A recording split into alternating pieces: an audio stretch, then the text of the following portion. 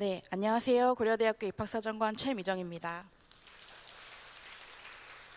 우선은 이제 오늘 마지막 순서고요. 앞에서 저희 학교 전형도 들으셨고, 그리고 이제 전년도 결과도 들으셨고, 또 학생들이 어떻게 준비를 해서 고려대학교에 왔는지까지 들으셨는데, 그러면 고려대학교는 학생부 종합전형을 어떻게 운영하고 있고, 또 실제로 내 아이의 또 나의 서류를 받아서 어떻게 평가를 하고 있는지, 면접 준비는 어떻게 하면 될지 이런 부분들에 대해서 최대한 자세하게 안내를 드리도록 하겠습니다. 준비는 20개 정도의 많이 물어보시는 질문들로 구성을 했고요. 입시를 하신 이후에 이제 아까 쉬는 시간에 보니까 또 질문지를 많이 작성을 해가지고 상자에 넣어두셨더라고요. 그래서 20개 질문이 종료된 이후에 저희가 준비한 시간 내에서 가급적이면 이제 많이 주셨던 질문들에 대한 답변을 드리는 시간으로 그렇게 진행을 하겠습니다. 먼저 이제 학생부 종합전형이 무엇인지에 대해서 좀 설명을 드리려고 하는데요. 앞부분에 몇 개 정도의 질문은 사실 이제 학부모님들께서는 사실 입시 전문가, 저희보다 더 전문가실 수도 있지만 전문가님들은 아니시기 때문에 궁금한데 아무도 알려주지 않는 아주 기초적인 몇 가지들이 있을 거라고 생각합니다. 그래서 그 부분을 준비해 봤고요. 먼저 이제 학생부 종합전형의 정의를 보시면 입학사정관이 참여하여 학생부 비교과를 중심으로 교과, 자기소개서, 추천서, 그리고 면접을 통해서 학생을 종합평가하는 전형입니다. 이건 이제 대학 입학 전형 기본 사항에 나와 있는 이야기인데요. 이 정의 때문에 아마 학생부 종합 전형은 교과보다는 비교과를 중요하게 평가하는 전형인가 보다 라고 이해를 하고 계시고, 비교과 활동을 많이 하면 교과가 아주 좋지 않아도 합격이 될 거다라는 이제 그 신화를 믿고 계신 학부모님들이 좀 계십니다. 네, 근데 이제 대학마다 다니시면서 설명회도 많이 들으시겠지만 어쨌든 학생부 종합 전형도 학생이 학교에서 얼만큼 충실한 생활을 했느냐를 베이스로 하는 전형이기 때문에 학교 생활의 기본이 되는 교과에 대한 평가가 당연히 함께 이루어지고 있고요. 또 생각보다 학교 안에서 교과를 하는 시간이 굉장히 길기 때문에 당연히 학교 생활을 충실히 한 학생은 교과 성적도 어느 정도는 좋을 것이라고 예상을 하고 평가를 하고 있습니다. 그래서 뒤에서 더 자세하게 안내를 드릴 거고요. 그러면 이제 고려대학교는 어느 학교보다도 학생부 종합전형을 큰 규모로 운영을 하고 있는 학교인데, 그러면 고려대학교가 학생부 종합전형을 통해서 대체 어떤 학생들을 선발하고자 하느냐에 대한 질문도 상당히 자주 물어보시는 질문 중에 하나입니다. 우선은 이제 학생부 종합전형이 아까도 말씀드렸지만 3년간 이 학생이 고등학교를 다니면서 어떻게 생활을 했는지를 기본으로 하는 전형이기 때문에 당연히 3년 동안 꾸준히 성실하게 학교 생활을 해온 학생을 가장 선호하고 있고요. 또 이렇게 생활을 하면서 적극적이고 긍정적인 생활 태도를 보이는 학생, 또 이제 자기 주도적으로 본인이 무슨 일을 하고 싶은지에 대해서 좀 진지하게 고민해보고 본인이 세운 목표를 이루기 위해서 노력을 해온 학생, 결론적으로는 입학을 하면 향후에 고려대학교를 빛내줄 학생을 선발하고자 하는 전형이 고려대학교 학생부 종합전형입니다. 그러면 이제 학생부 종합전형의 서류평가에 대해서 몇 가지 안내를 드릴 텐데요. 우선 첫 번째 보여드리는 화면은 그러면 나의 서류를 과연 평가위원들은 어떤 절차를 통해서 평가하고 있을까에 대한 부분입니다. 이 부분도 이제 많이들 질문 주시는 부분 중에 하나인데요. 우선은 이제 학생 한 명의 서류를 3명의 평가위원 1, 2, 3이라고 되어 있는 저 1단계에서 3명의 평가위원이 각자 독립평가하게 됩니다. 평가 항목과 세부 평가 기준들은 뒷부분에서 공개를 해드릴 예정인데요. 제가 앞에 진행되는 걸 보니까 사진을 찍으시는데, 사진은 찍으셔도 상관없는데요. 저는 좀 빼고. 네. 간혹 이제 두려움이 있습니다. 유튜브에 나도 모르는 내 영상과 사진이 돌아다니는 것에 대한 굉장히 큰 두려움이 있기 때문에 네, 저는 빼고 이제 화면만 정확하게 찍어주시면 감사하겠습니다. 네, 그래서 평가위원 3명이 한 학생의 서류를 각각 평가 역량에 대한 독립평가하게 되고요. 이 중에서 일정 등급 이상 차이가 발생을 하면 이 서류를 다시 또 다른 평가위원 2명이 평가를 하게 됩니다. 여기에서도 만약에 차이가 발생한다 하는 경우에는 사실 많지는 않지만 밑에 보시는 것처럼 1, 2, 3, 4, 5에 해당하지 않는 또 다른 평가위원 3명이 그룹 토의를 통해서 최종적으로 이 학생의 등급을 어떻게 매길 것인가를 고민을 하게 되고요. 이렇게 총 3단계에 걸쳐서 서류평가가 이루어지고 있습니다. 그래서 이제 이 서류평가 절차를 통해서 이제 학부모님들께서 의심하시는 혹시라도 뭐 이 안에 공정성과 관련된 문제가 발생하지 않을까, 또는 한 사람의 선호가 굉장히 크게 반영돼서 소위 말하는 슈퍼패스 제도가 가능하지 않을까라고 생각을 하시겠지만, 지금 보시는 3단계 총 8명의 평가위원이 한 학생의 서류를 보기 때문에 제가 앞에서 말씀드린 그런 케이스는 발생하기가 굉장히, 제가 감히 이제 그런 케이스는 없다라고 말씀드릴 수 있을 정도로 저희가 공정성에 있어서는 굉장히 크게 신경을 쓰고 있습니다. 다음은 이제 서류 평가 항목인데요. 사실 이제 저희가 학부모님들께 올해 처음으로 공개를 해드리는 부분입니다. 학생부 종합전형의 서류 평가는 지금 보시는 4개의 평가 항목으로 평가를 하고 있고요. 학업 역량, 전공 적합성, 인성, 자기개발 의지, 이렇게 4 항목입니다. 각각 항목에 대해서 설명을 드릴 텐데요. 먼저 이제 학업 역량은 고려대학교는 지금 보시는 것처럼 정의를 하고 있습니다. 고교 재학 기간 동안에 학업에 성실하게 임해서 본교에 입학 이후에 수학을 할 수 있는 기본적인 학업 능력을 갖추고 있는가를 보고 있고요. 위에 보시는 2가지 요소가 이제 학교생활 기록부를 보면 객관적으로 드러나는, 수치로 드러날 수 있는 자료들이고요. 밑에 나머지 기타 요소가 이제 이 2가지 뼈대 위에 종합적 정성적 평가를 하는 요소들로 구성이 되어 있습니다. 그래서 보시면 우선 가장 기본이 되는 건 전반적인 교과의 성취 수준이 어떠한가에 대한 부분이고요. 그리고 2번째 꼭지는 사실 고려대학교가 굉장히 중요하게 생각하는 부분 중에 하나인데, 대부분 이제 고대에 지원하는 친구들은 주요 교과 성적은 굉장히 우수한데요. 작은 한숨 소리들이 들립니다. 네. 주요 교과뿐만이 아니고 이제 주요하지 않은 교과라고 설명하면 굉장히 좀 죄송하지만, 어쨌든 교과 간의 편차가 없이 골고루 다 우수한 성적을 유지하고 있느냐, 고른 학업 성취 부분을 고려하고 있고요. 그리고 이 외에도 숫자로 드러나지 않는 성적 변화 추이는 숫자로 보이지만 학습 태도라든가 또는 선생님들께서 수업 시간에 이 친구는 학업에 대해서 어떠한 태도로 임합니다, 또는 학업에 대한 열정은 어떻습니다, 이렇게 기재해 주시는 정성적인 요소들을 종합평가해서 최종적으로 학업 역량이라는 하나의 역량을 평가하고 있습니다. 네, 다음은 전공 적합성이고요. 이 부분 때문에 굉장히 이제 학부모님들도 학생들도 큰 부담을 가지고 있다는 것도 이제 대학에서 다 이해하고 있는 부분입니다. 그래서 보시면 네이밍은 전공 적합성이라고 되어 있지만 사실상 저희는 이 부분에서 계열 적합성을 평가하고 있다라고 이해해 주시면 될 것 같고요. 정의는 보시는 것처럼 전공에 대한 적성과 흥미가 있으며 전공 계열, 역량을 키우기 위해서 자신의 능력을 개발하는 자세로 되어 있습니다. 세부 항목들을 보시면 그러면 교과, 전공 계열과 관련한 교과의 성취 수준은 어떠냐, 또 전공 계열과 관련해서 어떤 내용을, 어떤 활동에 대해서 흥미와 관심을 가지고 있었고 또 그 성과는 어떠한지, 이제 이런 부분들은 앞서서 제가 말씀드린 것처럼 학교생활 기록부 안에 동아리 활동이라든가 수상이라든가 이런 부분들을 통해서 어느 정도 객관화된 자료를 보여주실 수 있는 부분이고요. 기타 요소에 들어가 있는 전공에 대한 이해 및 준비도는 이 외에 이제 본인이 자기소개서라든가 나머지 학교생활 기록부들에 들어있는 기재 내용들을 통해서 정성적으로 종합평가되는 부분입니다. 네, 다음은 이제 인성에 대한 부분이고요. 인성은 크게 이제 4가지 요소로 구성이 되어 있습니다. 먼저 공동체 내의 규칙과 규정을 준수하는가, 가장 대표적으로 이제 출결과 비슷한 그런 이제 학교 안에서 정해진 규칙을 준수하느냐에 대한 부분이고요. 2번째는 봉사활동 등 나눔과 배려를 실천한 경험은 어떠한가, 그리고 타인과의 관계에서 조화를 이루며 공동체의 발전을 추구하려고 하는 노력이 보이는가. 이 외에도 리더십이나 책임감처럼 인성이라고 묶일 수 있는 항목에 관련된 모든 기록들을 다 끌어모아서 종합 정성평가하고 있다고 보시면 됩니다. 마지막 이제 자기 개발 의지고요. 이 항목은 이제 타 대학과는 구분되는 고려대학교에서만 사용하고 있는 역량이라고 보시면 될 것 같습니다. 다양한 활동 경험을 통해서 스스로의 성장과 발전을 이루어내려는 자세를 갖추고 있느냐를 확인하고 있고요. 첫 번째로는 학생부 종합전형이기 때문에 교과와 관련되거나 전공과 관련되지 않은 활동들도 학교생활기록부 안에 굉장히 많이 담겨 있잖아요. 그래서 이런 부분들에 대해서 그러면 앞에서 평가받은 다른 항목들을 제외하면 이 친구는 어떤 영역에서 어떤 활동들에 참여를 한 경험이 있느냐, 그리고 이런 활동들을 할 때 그냥 마구잡이로 하는 게 아니라 구체적인 목표와 계획을 세워서 성과를 도출해 내려고 노력을 했느냐, 이 외에도 주어진 환경을 어떻게 극복하려고 했는가, 또는 이 친구는 문제 해결력은 어느 정도 수준이 있고 앞으로 입학 이후에 잠재력, 성장 가능성은 어떠한지 등등을 마찬가지로 정성 종합평가하고 있습니다. 이렇게 이제 4가지 항목에 대해서 안내를 드렸고요.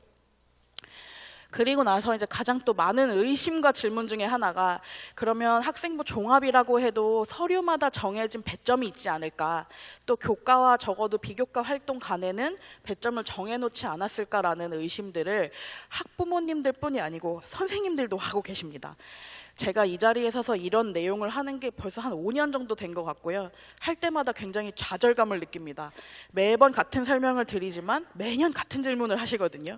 그래서 말씀드릴 수 있는 건, 학생부 종합전형은 학교생활기록부, 자기소개서, 추천서 등등 지원자의 제출 서류를 종합적으로 평가하고 있는 전형이고, 서류별로 별도로 정해진 배점은 없습니다. 그리고 교과의 활동 간에도 정해진 반영 비율이 없습니다. 그래서 제가 앞에서 말씀드린 역량마다 3-4가지 정도의 세부 평가 기준들이 있는데, 이걸 내용을 보시면 어떤 특정 서류에서 발견할 수 있는 내용도 있고요. 또 교과도 있고 교과가 아닌 부분들도 있는데, 이런 부분들을 전부 정성 종합 평가해서 하나의 역량에 하나의 등급을 매기고 있다라고 이해해 주시면 될 것 같습니다. 네, 그러면 또 많이 하시는 질문이, 어떤 활동을 해야 좋은 평가가 되냐? 이건 그러면 좋은 평가를 받는 활동만 하시겠다는 의미인지는 잘 모르겠습니다만, 결론부터 말씀을 드리면, 특정 활동을 했다고 해서 합격이 보장될 수는 없습니다. 반대로 이 활동은 하지 않았기 때문에 이 친구는 불합격이다라고 명확하게 말할 수도 없거든요. 그래서 합불에 직접적으로 영향을 주는 특정 활동이 존재하지는 않는다라고 말씀드릴 수 있고요. 밑에 보시는 것처럼 이제 저희가 평가하는 4개의 항목인데, 사실 이 4개의 모든 항목에서 꽉 채운 가장 큰 정사각형을 그려주는 학생들이면 굉장히 좋겠지만, 대부분의 학생들은 이제 이렇지 않은 형태로 제출이 되거든요. 지금 보시는 것처럼 어떤 학생은 전공적 합성이 굉장히 뛰어나지만 다른 역량들이 좀 부족하고, 또 어떤 학생은 학업 역량이 굉장히 뛰어나지만 전공적 합성은 또 굉장히 부족하고, 이제 이런 경우들이 아주 일반적인 경우들이에요. 그래서 이런 경우에 이 전형은 전공적 합성이 뛰어난 친구만 뽑습니다. 이 전형은 학업 역량이 우수한 친구만 선발합니다. 이렇지 않은 전형이 이제 학생부 종합 전형이라고 이해해 주시면 될 것 같고요. 그렇기 때문에 어떤 친구는 학업이 우수해서, 또 어떤 친구는 전공이 우수해서, 각각의 합격의 포인트가 되는 부분들이 다 다른 전형이라고 이해해 주시면 될 것 같습니다. 다음은 이제 가장 많이 궁금해하시는 교과 성적, 그리고 수상은 어떻게 평가하는지, 봉사는 어떻게 평가하는지, 이런 부분들에 대한 안내를 좀 드리려고 하고요. 우선은 그러면 이제 학생부 종합에서 교과가 중요하다는 얘기는 앞에서도 들었는데, 그러면 과연 학생부 종합 전형은 교과 성적을 어떻게 평가하는지에 대한 안내입니다. 우선 이 부분을 이해하시려면 정량 평가는 무엇이고 정성 평가는 무엇인지에 대한 이해를 먼저 하셔야 될 것 같고요. 정량 평가는 말 그대로 이제 양적으로 나타난 수치를 가지고 평가하는 부분, 그래서 학생부 교과 전형에서 교과 성적을 점수화하는 것과 관련된 부분이라고 보시면 될 것 같습니다. 제가 이렇게 지금 설명을 드리고 사진을 엄청 많이 찍으시잖아요. 그럼 나중에 돌아가셔가지고 사진만 보시면서 그래, 학생부 종합 정량평가 한다고 분명히 걔가 얘기했어, 이렇게 기억을 하시거든요. 다시 한번 말씀드리지만, 정량평가는 학생부 종합 전형의 평가 방법이 아닙니다. 이건 학생부 교과 전형을 평가하는 방법이고요. 우측에 빨간 글씨로 나와 있는 것처럼 이 학생이 들었던 단위수 곱하기 석차 등급의 합계를 단위수의 합계로 나누어서 계산을 하게 됩니다. 그러면 이제 이렇게 두 과목만 가지고 예시를 들어드리면, 위에 학생, 아래 학생 전부 다 그 단위수하고 석차 등급 곱해서 단위수로 나누면 2.20이거든요. 그러면 이 두 학생은 정량 평가 측면에서는 똑같은 점수를 받게 된다고 보시면 될 것 같고요. 상대적으로 이제 학생부 종합에서 사용하는 정성평가 방식은 지금 보시는 것처럼 앞에서 보신 것과 차이가 있습니다. 우선 이제 이 친구의 교과 변화 추이를 보시면, 위의 학생은 1학기, 2학기 전부 평균 냈을 때 2.20, 2.20이었고, 아래 친구 보시면 1학기 때는 2.40에서 2학기 때는 2.00으로 상승을 했죠. 그래서 이 친구의 교과 변화 추이는 어떠한가를 우선 고려를 하게 되고요. 그 다음으로는 그러면 이 친구가 어떤 교육 환경에서 공부를 했느냐, 이 부분에 대해서 굉장히 큰 오해가 있으신 게, 특정 학교는 특정 유형의 고등학교를 교과 성적 평가를 할 때 선호한다더라, 좀 봐주면서 평가를 한다더라, 이렇게 이해를 하시지만 저희가 교과 성적을 보는 방법은 지금 말씀드리는 것처럼 이수자 수를 우선 고려를 하고요.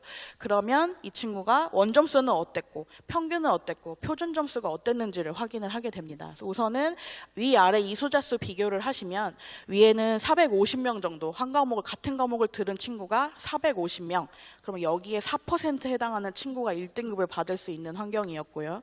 아래를 보시면 전교생이 이 과목을 들은 친구가 140명, 그러면 3분의 1 정도밖에 되지 않기 때문에 1등급을 받을 수 있는 4% 인원을 계산을 하시면 굉장히 적은 수의 인원이 나올 거예요. 그래서 우선 학생의 환경을 고려하기 위해서 가장 먼저 고려하고 있는 건 이수자 수고요. 그 다음 이제 위에 학생을 보시면 과학 과목은 좋은데 밑에 있는 과목들은 또 성적이 약간 떨어지는 모습을 볼 수 있죠. 그래서 저희가 봤을 때 하면 충분히 이 정도까지는 할 수 있는데 특정 과목을 좀 굉장히 소홀하게 하는구나 라는 모습을 보여줄 경우에는 학업 역량 부분에서 감점 처리를 하고 있습니다. 이런 부분들을 고려하고 있고요. 여기에 더해서 이제 추가로 보는 부분이, 그러면 이 학생이 소속되어 있는 고등학교는 내신을 받기에 어떤 구조였는가를 함께 고려를 하고 있는데요. 지금 보시는 이제 이런 부분들로 추측을 할 수 있습니다. 예를 들어서 이 학생이 속한 A 고등학교에 저희 학교에 지원한 학생이 총 20명이 있었는데, 그 중에서 2.42등급을 받은 지금 8번에 해당하는 친구는 20명 중에 총 18번째 위치에 있고, 그리고 계열 기준으로 봤을 때는 자연계 9명 중에서 8등 정도의 위치에 있었다, 이렇게 확인을 할 수 있고요. 상대적으로 이제 B 친구 보시면 전체 내신 등급은 앞에 보신 A 친구와 거의 다르지 않죠. 2.43등급 정도인데 이 친구는 총 38명 지원하는 학교에서 7등 정도의 위치에 있었고, 그리고 자연계열로만 봐도 23명 중에 4등 정도의 위치에 있습니다. 그러면 이 학생이 어떤 유형의 고등학교에 있었나, 어느 지역에 있는 고등학교에 있었나에 관계없이 똑같은 내신 등급으로 봤을 때 이제 상대적으로 어느 정도 위치에 있는지를 보면, 앞에 보시는 A 학교보다는 뒤에 보시는 B 학교가 상대적으로 내신 등급을 받기에 굉장히 힘든 상황이었다라는 부분은 누구나 다 이해하실 수 있을 것 같거든요. 저희가 교과를 고려를 할 때에는 이런 식으로 지금까지 보신 것처럼 정량 평가하고 있지 않고요. 그래서 이수자 수, 과목별 원점수, 표준 편차, 평균을 다 고려하고 있고, 이수한 과목, 그러면 이런 과목들을 이수하기 위해서 이 학교는 이 학생에게 어떠한 선택권을 줬는가, 그래서 교육 과정의 편성, 그리고 이 친구가 어떤 변화 추이를 보이고 있는지 성적 변화 추이까지 함께 고려하고 있습니다. 그리고 거듭 말씀드리지만 저희는 과목 간 편차도 중요하게 평가를 하고 있습니다. 여기까지 이제 교과 성적 말씀을 드렸고요. 이제 또 관심을 갖고 계시는 수상 경력에 대한 부분입니다.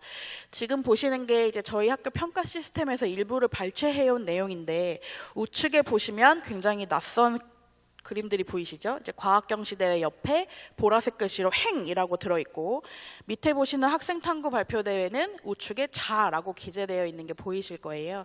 저희가 이제 항상 학생부 종합전형은 연계평가를 한다라는 설명은 들으셨을 텐데, 실제로 서류평가 시스템 안에서 예를 들어서 과학경시대회가 생기부상의 수상 경력에도 기재가 되어 있지만 행동 특성 및 종합 의견에도 기재가 되어 있다라는 부분이 이제 저렇게 수상 경력 평가할 때 표시가 되고 있고요.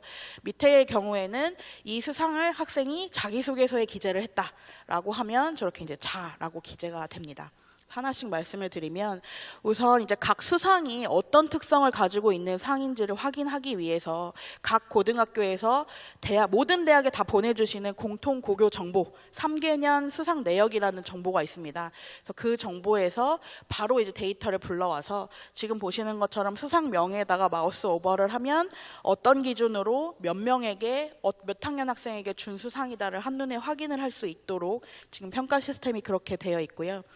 우측에 보시면 동일 수상 지원자라고 되어 있는데, 지금 이 친구와 같은 학교 소속으로 동일한 수상을 받은 친구가 올해 고려대학교 지원한 학생 중에 몇 명이 있고, 그 친구들은 무슨 과에 어느 전형으로 쓴 누구고 그 친구의 수상 등위는 어떻다라는 부분까지 전부 확인을 할 수가 있습니다.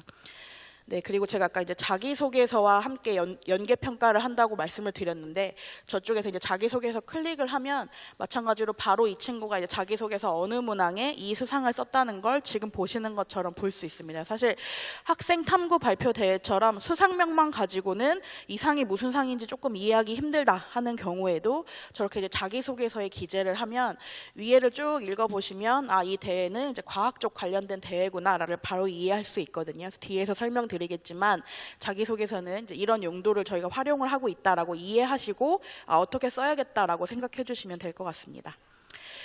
네, 그럼 이제 정량적인 부분에서 좀 말씀을 드려볼게요. 우선 A라는 친구는 미리 말씀드릴 건 좋은 예라서 보여드리는 건 절대 아닙니다. 네, A라는 친구는 전체 이제 수학과 과학 관련된 대회만 발췌를 했을 때 총 12개 정도의 상을 받은 친구고요. B라는 친구는 수학과학만 발췌를 했을 때 총 8개 정도의 상을 받았던 지원자입니다. 편의상 A고등학교 A학생, B고등학교 B학생 이렇게 2명이라고 이해해 주시면 될 것 같고요. 이러면 이제 A가 받은 상을 이해하기 위해서 A고등학교에서 제출해준 3개년 수상 내역 중에서 수학, 과학과 관련된 대회만을 발췌를 해서 이제 이 친구가 받은 상을 얹어보면 이렇게 보입니다. 그러면 앞에 1번 한 개의 대회를 제외하면 이 친구는 이 학교에서 운영하고 있는 수학과 관련된 대회 거의 대부분의 대회에서 좋은 상을 받았다, 좋은 실적을 거뒀다라고 보실 수 있을 거고요. 상대적으로 B학교는 운영하는 수상이 적어서 수학과학과 관련된 대회를 4개 정도만 운영을 하고 있고, 여기 중에서 B 친구가 받은 상이 지금 보시는 정도가 되었을 때 그러면 A는 12개, B는 8개 여기에서 이제 평가가 끝나는 게 아니고 보신 것처럼 이 학교가 어느 정도 범위의 수상을 운영을 하고 있는데 그 중에서 이 친구는 얼마 정도의 상을 받았다. 그러면 절대적인 개수는 차이가 나지만 앞에 보시는 A 친구나 지금 보시는 B 친구나 이 학교에서 하는 거의 대부분의 대회를 다 쓸었구나 이렇게 이해하실 수 있겠죠. 그래서 두 친구가 사실 거의 비슷한 수준으로 그 학교에서는 수학과 굉장히 우수한 실적을 보이는구나 라는 평가를 하고 있습니다. 그래서 정리해서 말씀드리면 그 3개년 수상 내역을 고교마다 주시는 그 자료를 참고해서 평가하고 있고요. 절대적인 수상 개수를 기준으로 정량 평가하고 있지 않습니다. 그리고 수상 등위를 구분해서 금상은 몇 점, 은상은 몇 점 이렇게 이제 점수화해서 구분해서 평가하고 있지 않다는 것도 함께 말씀을 드립니다. 다음은 이제 봉사활동에 관련된 부분입니다. 실제로 이제 아까 초반에 이제 처장님께서 저희가 1:1 상담을 한다라고 말씀을 해주셨다고 얘기를 들었는데 이제 그렇게 말씀을 드리면 찾아오셔가지고 이제 3학년인데 봉사활동이 20시간밖에 없는데 몇 시간을 더하면 만점이 되냐? 너무 이제 늦은 후회를 하고 계시는 학부모님들이 많이 계십니다. 그래서 이제 봉사활동을 어떻게 평가하는지를 보여드리려고 하는데요. 우선은 정량적으로 몇 시간 봉사를 했는지에 대한 기준과 원칙은 없다고 보시면 될 것 같습니다. 그리고 학부모님들도 그러시겠지만 학부모님들께서는 이제 봉사활동을 생기부에 기재하던 세대가 아니지만 저희 사정관들은 거의 다 이제 그런 세대였기 때문에 저희들도 학교에서 봉사활동을 어떻게 기재해주고 있는지를 다 알고 있거든요.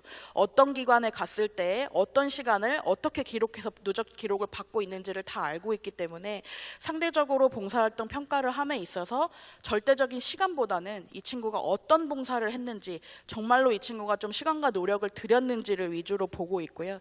지금 보시는 이 친구 같은 경우에도 일회성의 봉사라던가 캠프나 뭐 흥미 위주의 봉사, 만들기 봉사 이런 봉사들이 아니고 본인이 좀 의지를 가지고 특정 기관을 방문을 하면서 말 그대로 시간과 노력을 들인 경우에 해당하는 봉사들만 인정을 하고 있다라고 이해하시면 될 것 같습니다.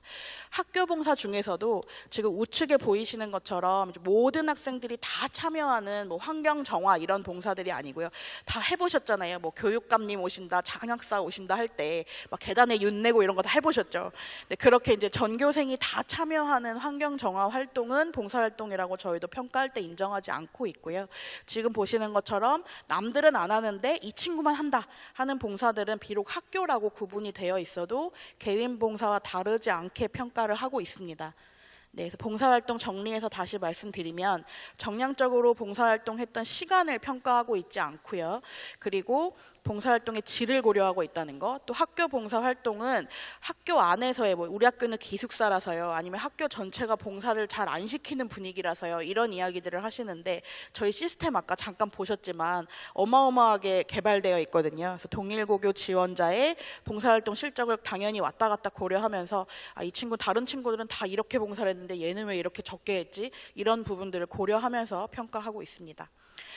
그리고 이제 진로 희망을 평가에 어떻게 반영하는지, 아까 이제 저 세 번째 앉아있던 남학생이 자기 학과를 원서 접수 이틀 전에 결정했다고 해서 연습할 때 그런 얘기 하지 않았거든요. 그래서 저희가 뒤에서 이제 굉장히 당황을 했는데, 네, 지금 보시는 것처럼 진로가 어떻게 변경되었는지의 여부는 저희가 평가에 반영하고 있지 않습니다. 그래서 학부모님들께서 걱정하시는 그 진로 희망사항 란에 뭐라고 기재가 되어 있는지에 대해서는 평가시에 반영하지 않고 있다고 보시면 될 것 같고요.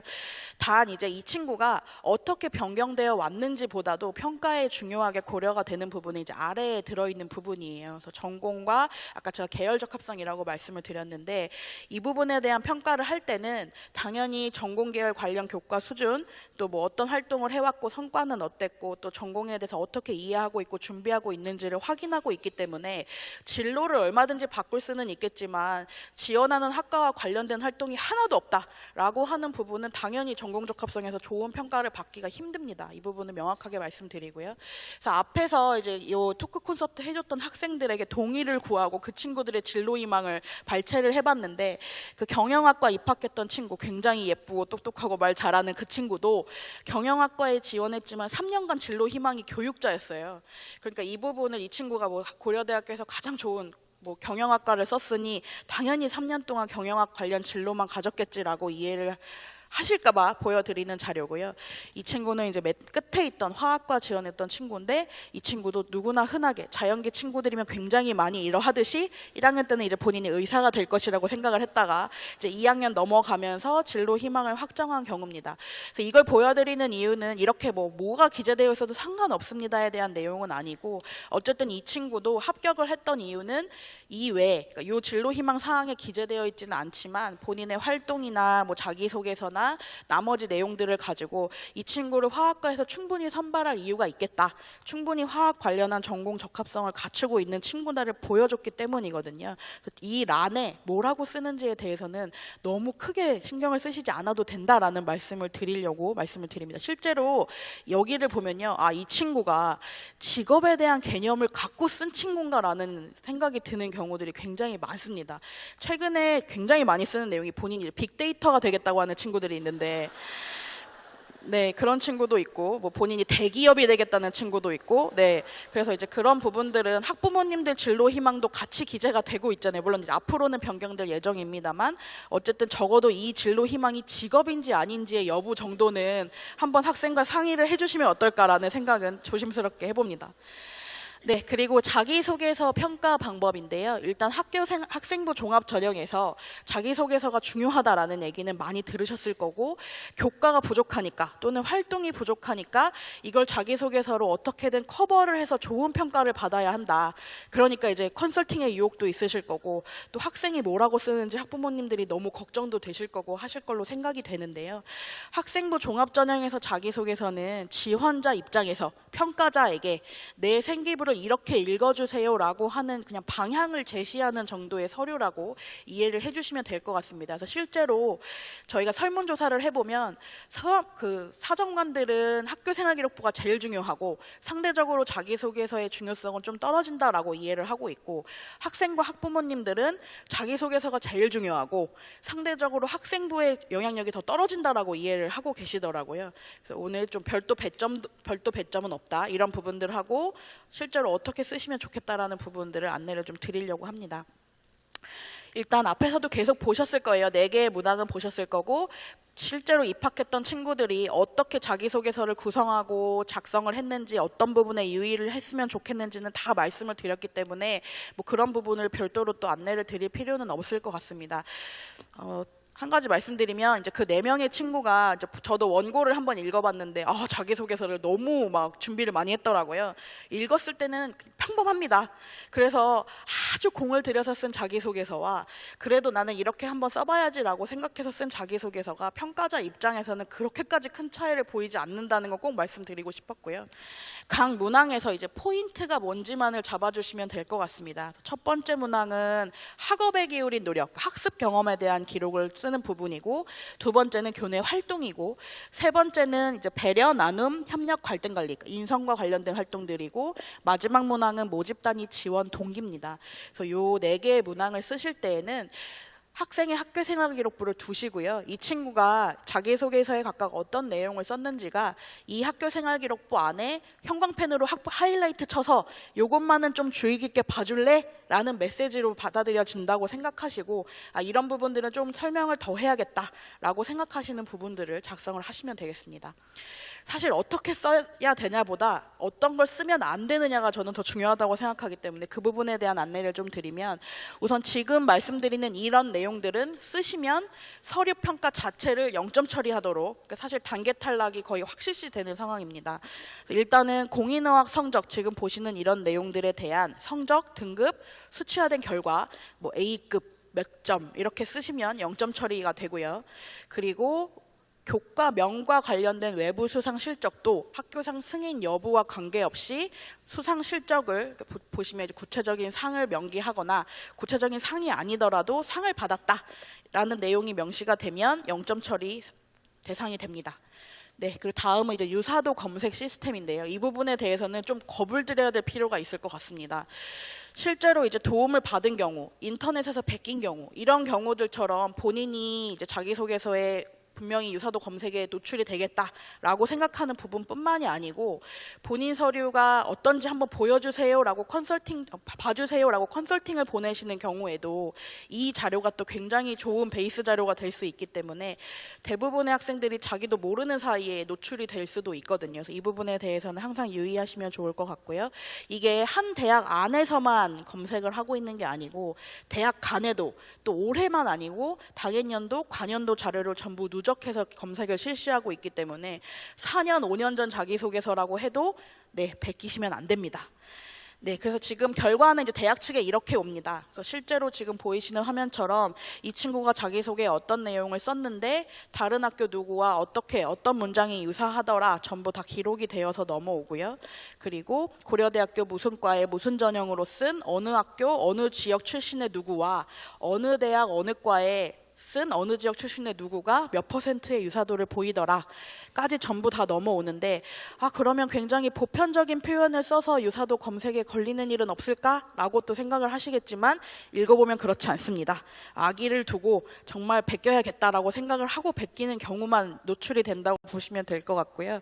일단 유사도 검색 결과를 받으면 우선은 혹시라도 억울한 친구가 있지는 않을까 한번 검토를 하고요.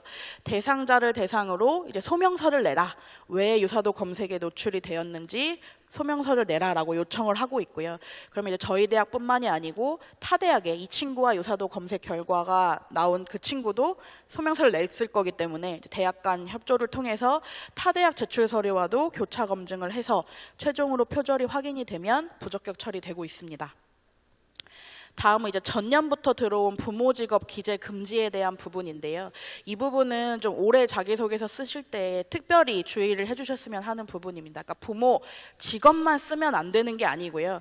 밑에 보시는 것처럼 직종명, 직업명, 직장명, 직위명을 암시하는 내용이 들어가도 안 됩니다. 예를 들면 우리 부모님이 농사를 지으십니다. 안 됩니다. 공업사를 운영하십니다. 안 되고요.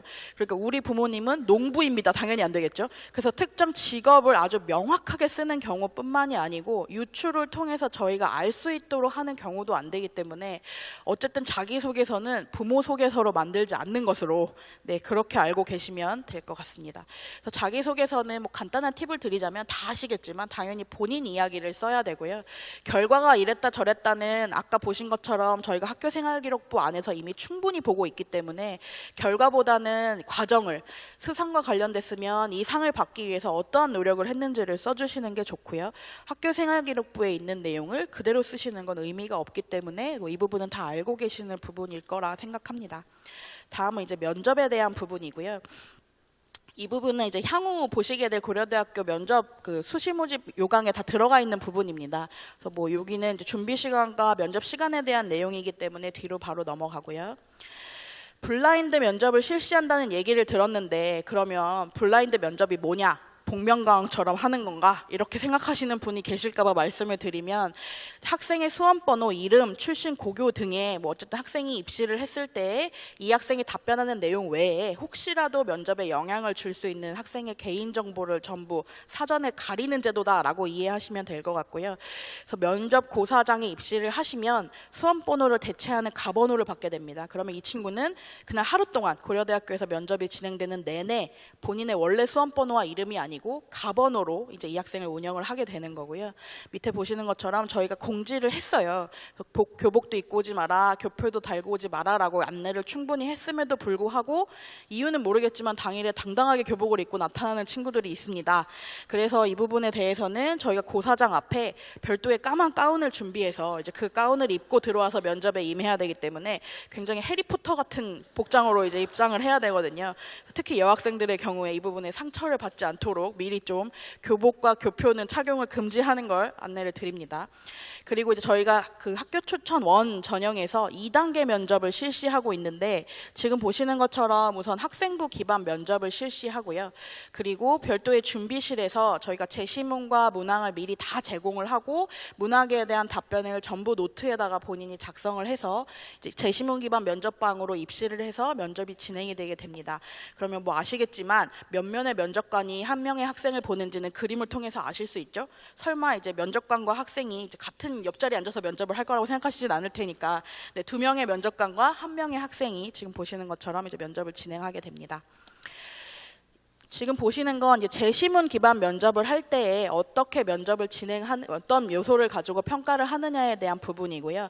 이제 아까 학생이 뭐 본인은 면접 기출 문제를 전부 뽑아서 뭐 제시문을 한번 연습을 해보고 어떻게 썼는지 한번 보고 했다라고 했는데 그 부분하고 전부 관련이 있습니다. 제시문과 제시문 사이의 관계를 잘 분석해낼 수 있느냐, 또 다른 문제에 적용해낼 수 있느냐, 전반적인 제시문 그리고 본인이 답변했던 내용을 전체 다 종합적으로 사고해서 답변할 수 있느냐, 마지막으로 면접 태도는 어떠한가, 이렇게 이제 4가지 요소로 평가를 하고 있고요. 제시문 기반 면접이 준비하기가 굉장히 어렵다는 이야기들을 많이 합니다. 사실 저희 고려대학교 기출문항은 보시면 아시겠지만 대부분 교과서에서 내용을 발췌해서 사용을 하고 있습니다. 근데 다 아는 내용이고 실제로 이제 고등학교에서 결과를 가지고 전화를 주시는 경우도 아니 이 학생이 본인이 면접이 끝나고 나서 수석일 줄 알았다는데 도대체 면접을 얼마나 못했길래 떨어졌냐, 평가 기준을 잘 모르겠다라는 이야기들을 하시는데 그래서 이제 뒤에서 좀 어떻게 답변을 하시면 좋을지를 보여드리려고 해요. 지금 보시는 것처럼 가장 중요한 건 제시문이 무슨 내용이냐, 문항을 왜 이렇게 냈을까, 제시문과 문항의 취지를 정확하게 이해하시는 부분이 중요하고요. 그 다음은 그러면 문항 간 답변은 논리적인 일관성이 유지가 되느냐, 그리고 본인이 말하고자 하는 바를 명확하게 잘 얘기하고 있느냐, 마지막으로 저희가 문항이 한 문항으로 끝나는 게 아닌데 학생들이 긴장을 해서 1번 문항에서 본인이 하고 싶은 얘기를 다 하는 경우가 있거든요. 그러면 문항별 답변 시간 때문에 마지막 문항은 답변하지 못하고 나가는 경우들도 있어서 문항별 답변 시간이 적절히 배분이 되었느냐, 이런 부분들을 고려하시면 되겠습니다. 사실 이 부분은 이제 저희 기출 문항에 어차피 올라가 있는 문항에 사진 찍으실 필요 없을 것 같고 보여드리는 이유는 이렇게 이제 기출 문항이 제시문이 쭉 보여질 거고 실제 문항이 이제 이렇게 3개 정도가 3개 정도로 이제 평가를 했습니다. 근데 1번 문항 평가할 때 학부모님들이 만약에 이 1번 문항에 대한 정답을 적는다라고 하면 어떻게 적으시겠어요? 당연히 제시문 나의 관점에서 가의 행복관을 설명하라고 했으니까 제시문 나를 먼저 뭔지 설명할 거고요.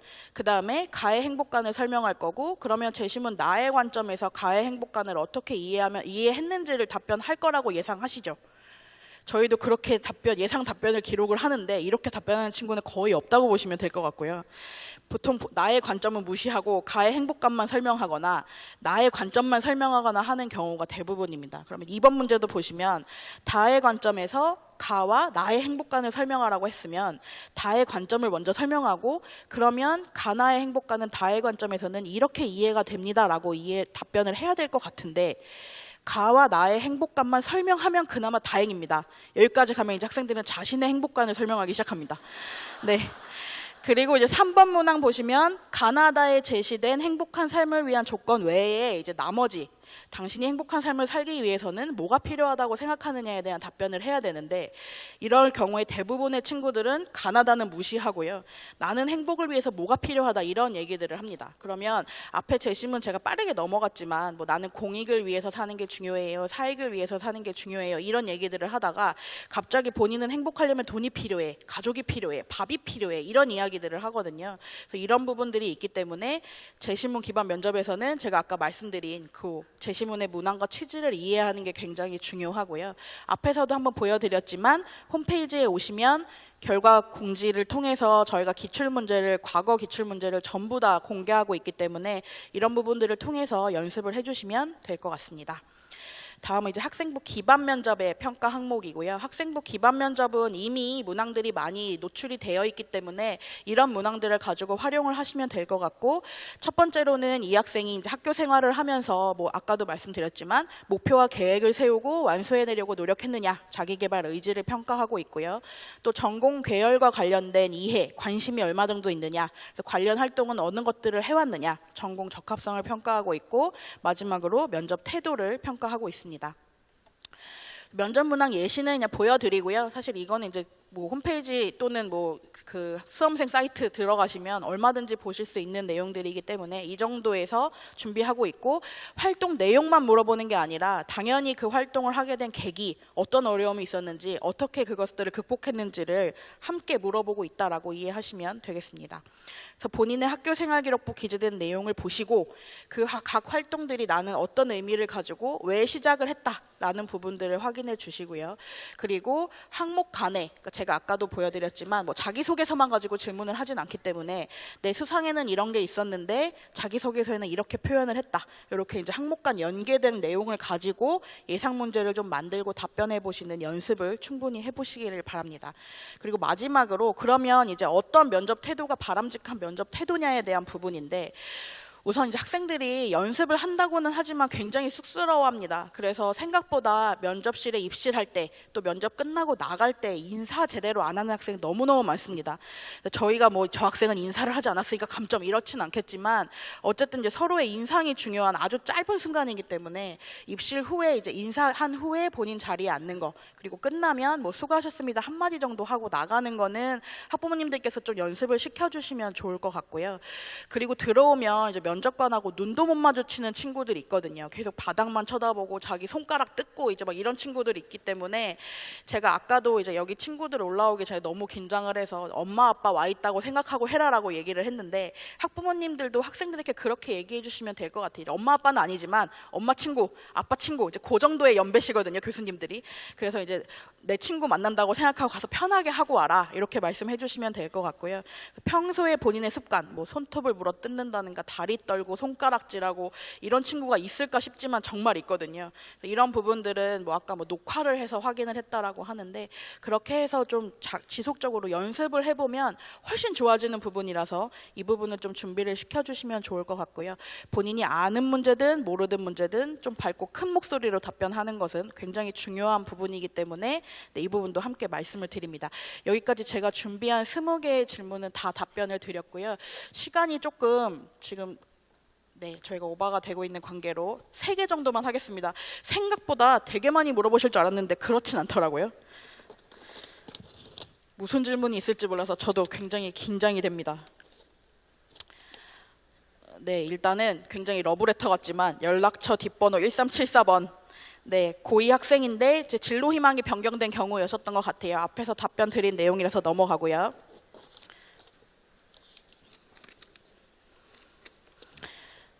그리고 연락처 뒷번호 2756번 학생인데 그 학생부 종합전형에서 학년별 성적 반영 비율 1대 1대 1이냐 2대 4대 4냐 이런 이야기를 질문을 하셨는데, 학생부 종합전형은 학년별로 정해진 반영 비율이 없습니다. 그러니까 뭐 굳이 표현을 한다면 1대 1대 1이라고 할 수 있을 것 같은데, 그 그 학생이 3년간 받았던 교과 성적 전체를 놓고 같이 한꺼번에 평가를 하기 때문에 특정 학년이 더 중요하다. 뭐 이런 부분들은 별도로 있지 않다라고 이해하시면 될 것 같습니다.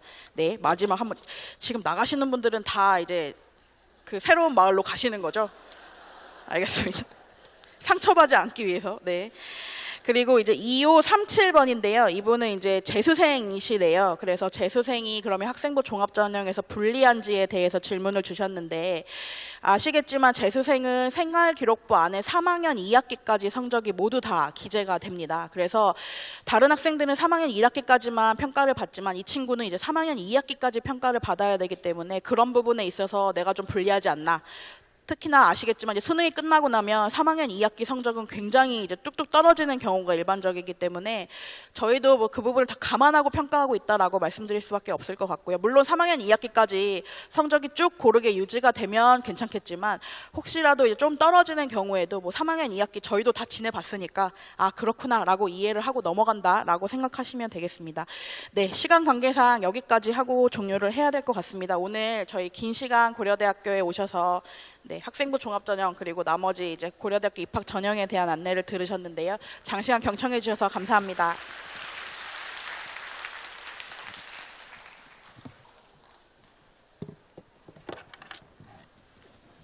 네, 이것으로 저희가 준비한 수를 모두 마치도록 하겠습니다. 경청해 주셔서 대단히 감사합니다. 감사합니다.